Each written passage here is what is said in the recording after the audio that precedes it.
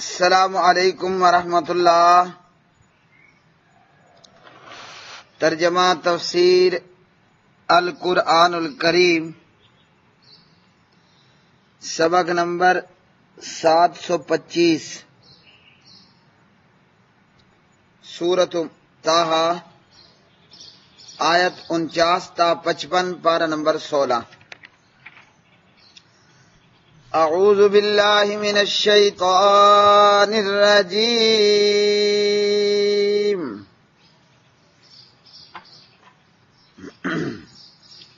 قال فمن ربکما یا موسیٰ قال ربنا الذي اعطى كل شيء خلقه ثم هدى قال فما بال القرون الأولى قال علمها عند ربي في كتاب لا يضل ربي ولا ينسى الذي جعل لكم الأرض مهدا وسلك لكم فيها سبلا وأنزل من السماء ماء فأخرجنا به أزواجا من نبات شتى كلوا وارعوا أنعامكم إن في ذلك لآيات لأولي النهى منها خلقناكم وفيها نعيدكم ومنها نخرجكم تارة أخرى۔ اس نے کہا تو تم دونوں کا رب کون ہے اے موسیٰ؟ کہا ہمارا رب وہ ہے جس نے ہر چیز کو اس کی شکل و صورت بخشی پھر راستہ دکھایا۔ اس نے کہا تو پہلے زمانے کے لوگوں کا کیا حال ہے؟ کہا ان کا علم میرے رب کے پاس ایک کتاب میں ہے، میرا رب نہ بھٹکتا ہے اور نہ بھولتا ہے۔ وہ جس نے تمہارے لیے زمین کو بچھونا بنایا اور تمہارے لیے اس میں راستے جاری کیے اور آسمان سے کچھ پانی اتارا، پھر ہم نے اس کے ساتھ کئی قسمیں مختلف نباتات سے نکالی، کھاؤ اور اپنے چوپایوں کو چراؤ، بے شک اس میں عقل والوں کے لیے یقیناً بہت سی نشانیاں ہیں۔ اسی سے ہم نے تمہیں پیدا کیا اور اسی میں تمہیں لٹائیں گے اور اسی سے تمہیں ایک اور بار نکالیں گے۔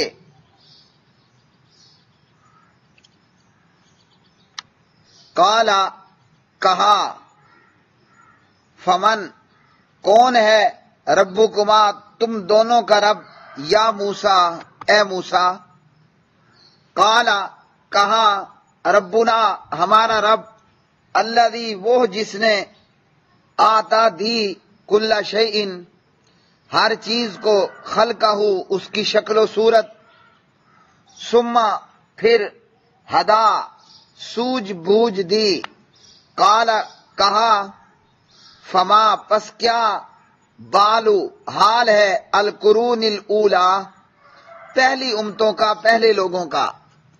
قال کہا علمہا ان کا علم عند ربی میرے رب کے پاس ہے، فی کتاب کتاب میں لوح محفوظ میں، لا یضل نہ بھٹکتا ہے ربی میرا رب، ولا ینسا اور نہ وہ بھولتا ہے، الذی وہ ذات جس نے جعلا بنایا لکم تمہارے لیے الارض زمین کو، مہدن بچھونا، وسالہ کا اور اس نے بنا دیے، لکم تمہارے لیے، فیہا اس میں، سبلن راستے، وانزلہ اور اس نے نازل کیا، من السمائی آسمان سے، ماءن پانی، فاخرجنا پھر ہم نے نکالی، بھی اس کے ساتھ، ازواجن کئی قسمیں، من نبات شتا مختلف نباتات کی،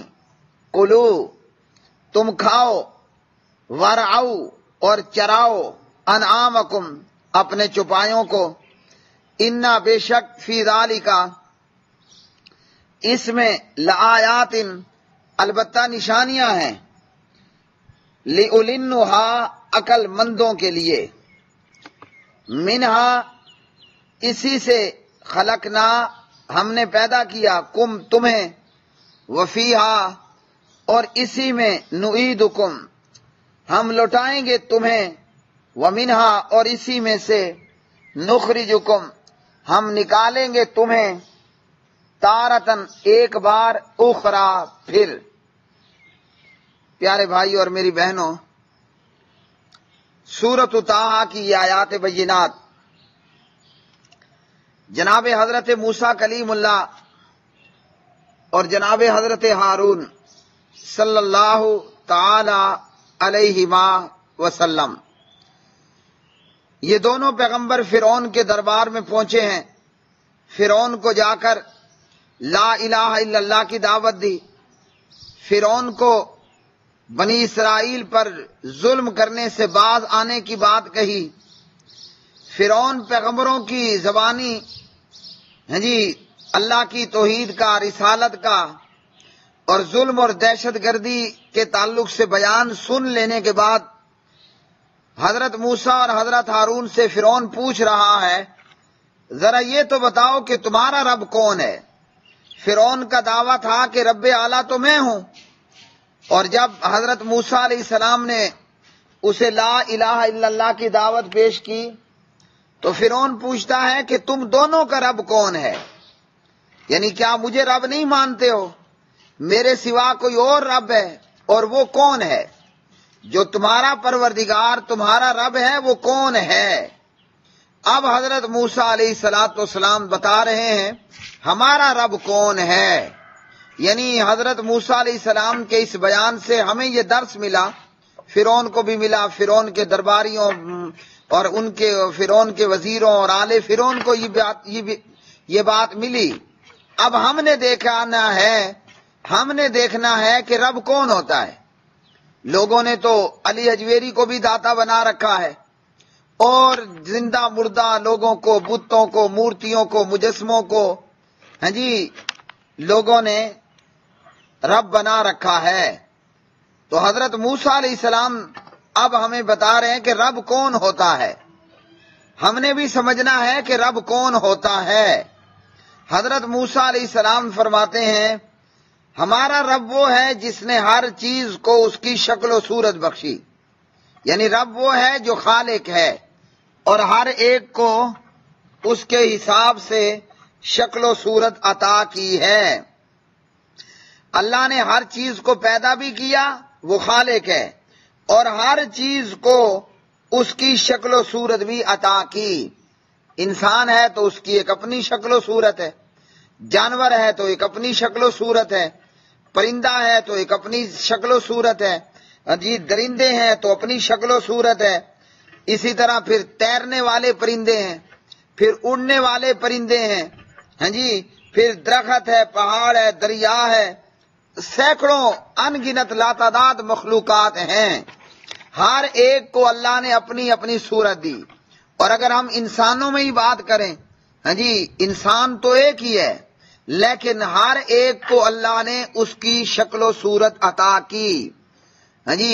ہر ایک کی باڈی، ہر ایک کا فیس، اس طرح دیگر چیزیں اللہ نے ہر ایک چیز کو اس کی شکل و صورت عطا کی۔ نہ کوئی دوسرا خالق ہے، نہ کوئی دوسرا شکل و صورت دینے والا ہے، اور نہ اللہ کی تخلیق میں اور اللہ کی بنائی گئی، پیدا کی گئی شکل و صورت میں نہ کوئی عیب نکال سکتا ہے، نہ کوئی اس سے بہتر شکل و صورت دے سکتا ہے، اور نہ ہی کوئی اس کے اندر نقص دکھا سکتا ہے۔ تو یہ حضرت موسیٰ علیہ السلام نے پروردگار کا تعارف کیا۔ کیا یہ تعارف پروردگار کا فرعون پر پورا اترتا تھا؟ آج ہم سوچ لیں، کیا یہ تعارف ہنومان پر پورا اترتا ہے؟ کیا یہ تعارف علی حجویری پر یا قبروں میں موجود دیگر مردوں پر پورا اترتا ہے؟ جواب ہے کہ بالکل نہیں۔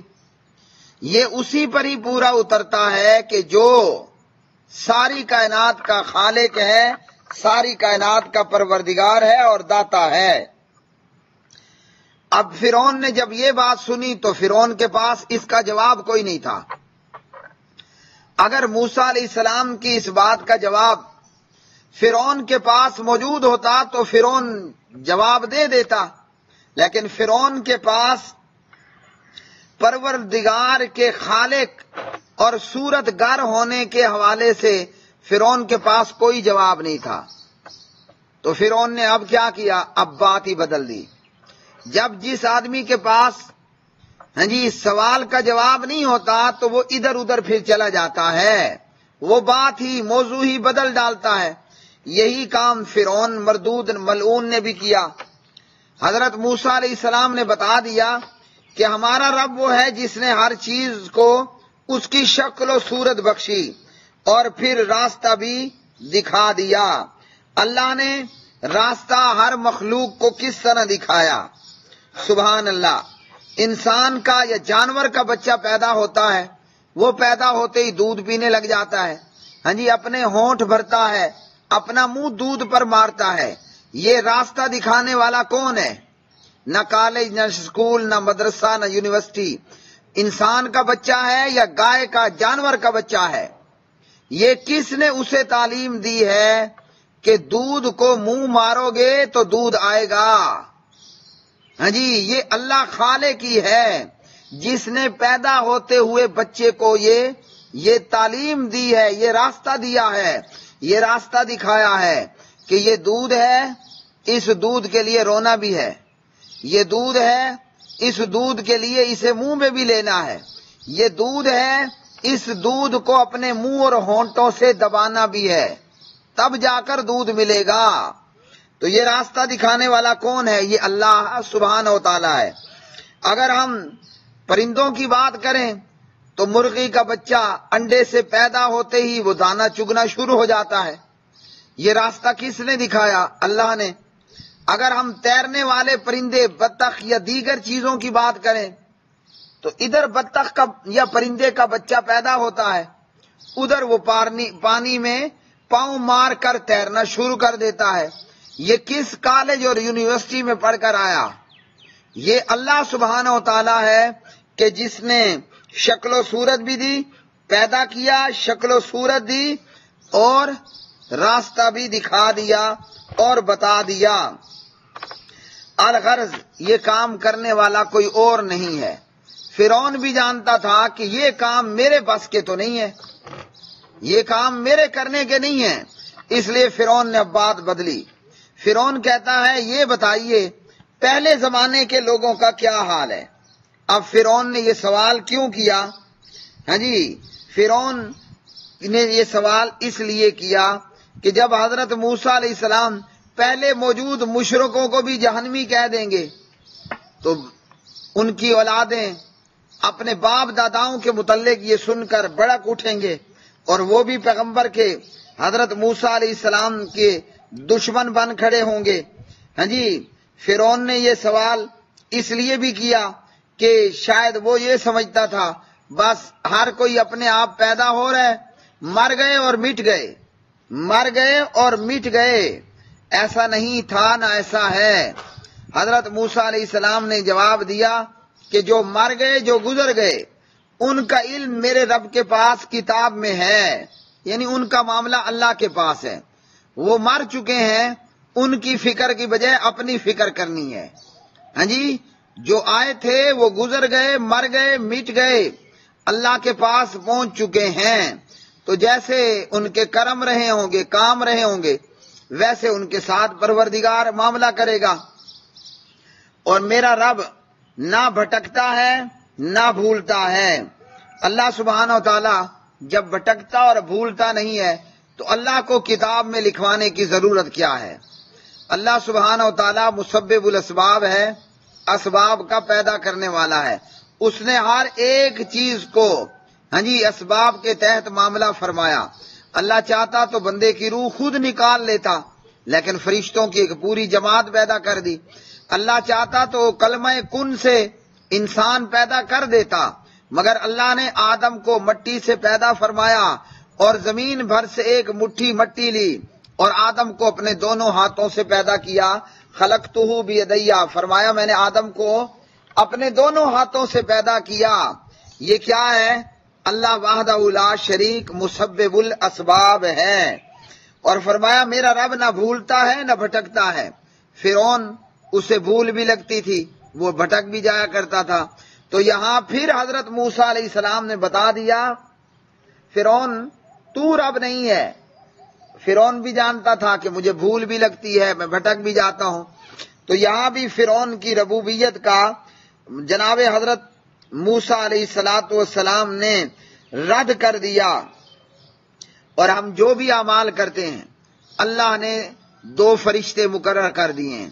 ہم جو بھی کریں اور جو بھی کہیں، ہمارے ہاتھ جو کریں، جسم کے اعضاء جو کریں، ہماری آنکھیں جو کریں، ہماری زبان جو کرے، جو ہمارے پاؤں کریں، اللہ کی طرف سے مقرر شدہ یہ کرامن کاتبین، بندہ جو کہتا ہے، جو کرتا ہے، جو دیکھتا ہے، جو سنتا ہے، وہ فرشتے سارا کچھ لکھ رہے ہیں۔ اور اللہ سبحانہ و تعالیٰ اس لیے لکھوا رہے ہیں کہ کل یہ لکھی ہوئی کتاب، یہ اعمال نامہ بندے کے ہاتھ میں قیامت کے دن دے دیا جائے گا۔ کہ لے اپنا اعمال نامہ پڑھ اور اپنے آپ پر خود ہی فیصلہ کر۔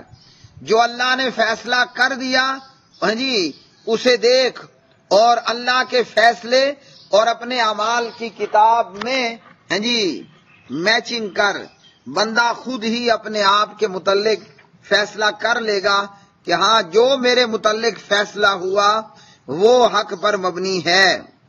پھر اللہ رب العالمین فرماتے ہیں اپنی مزید نعمتوں کا ذکر کرتے ہوئے، زمین کو بچھونا بنایا، زمین میں راستے جاری کر دیے، آسمان سے پانی اتارا اور یہ پانی زمین میں آیا، مٹی میں ملا، اس سے اللہ نے مختلف قسم کی نباتات اور ہمارے جانوروں کے لیے چارہ اگا دیا، اور اس میں عقل والوں کے لیے بہت ساری نشانیاں ہیں۔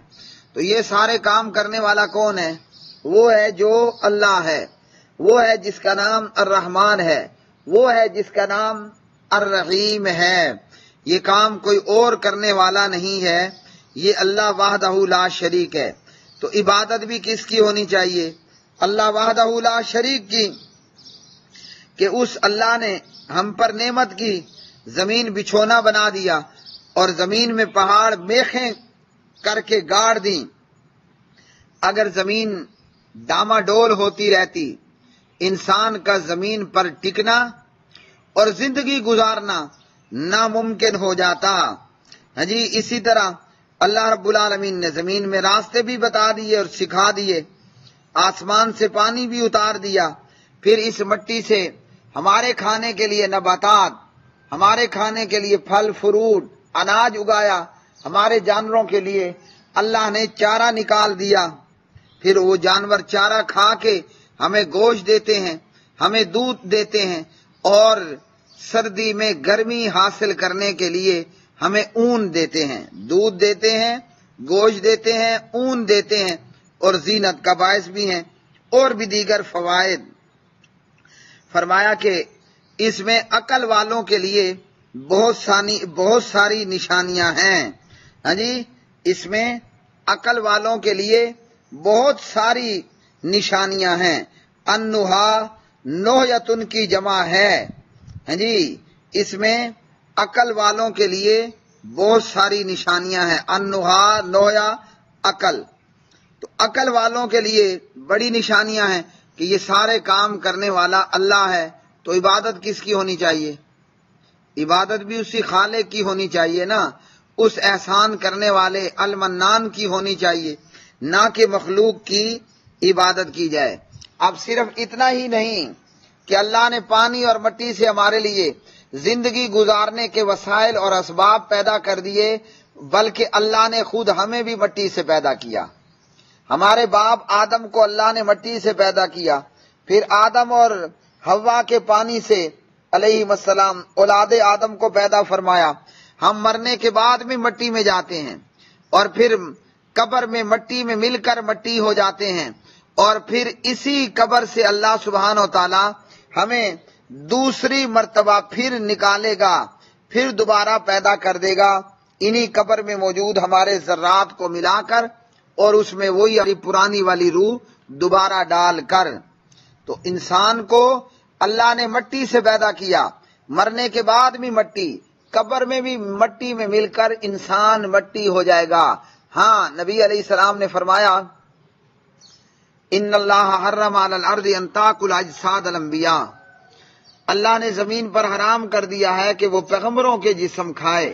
کوئی ولی ہے، بزرگ ہے، امام ہے، قاری ہے، حافظ ہے، شہید ہے، ولی اللہ ہے، مرنے کے بعد مٹی مردے کو کھا کے ہضم کر جاتی ہے، مردے کا نام و نشان ختم کر دیتی ہے سوائے چند ہڈیوں کے۔